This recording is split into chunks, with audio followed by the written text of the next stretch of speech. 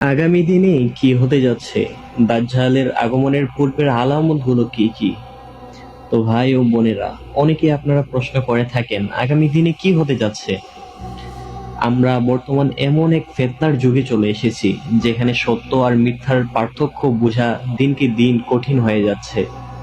আজকের AI, deepfake এবং প্রযুক্তি এসব হচ্ছে দাজ্জালের ফিতনার সূচনা।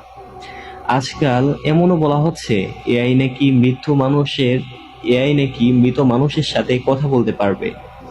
স্মরণ করো, দাজ্জালও এমনই দাবি করবে। হাদিসে এসেছে শেষ সময়ে এমন এক ফিতনা আসবে যাতে মানুষ বিভ্রান্ত হয়ে পড়বে, কোনটা আসল কোনটা নকল তাই বুঝতে পারবে না। মুসলিম শরীফ।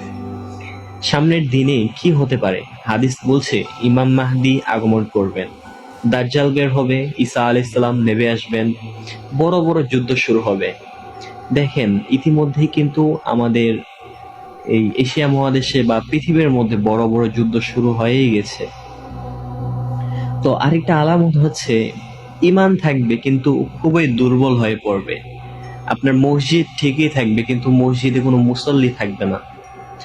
আজ যেসব প্রযুক্তি ভালোভাবে ব্যবহার করা উচিত তা আজ মানুষের ইজ্জত নষ্টে, ধর্ম নিয়ে ফান করতে আর ফিতনা ছড়াতে ব্যবহার হচ্ছে।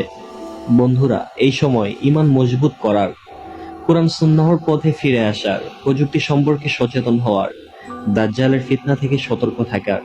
আল্লাহ আমাদেরকে হেফাজত করুন এবং আমাদের ঈমানকে আরো শক্ত করে দিক। আমিন। আর দাজ্জালের ফিতনা থেকে বাঁচিয়ে দিন। আমিন।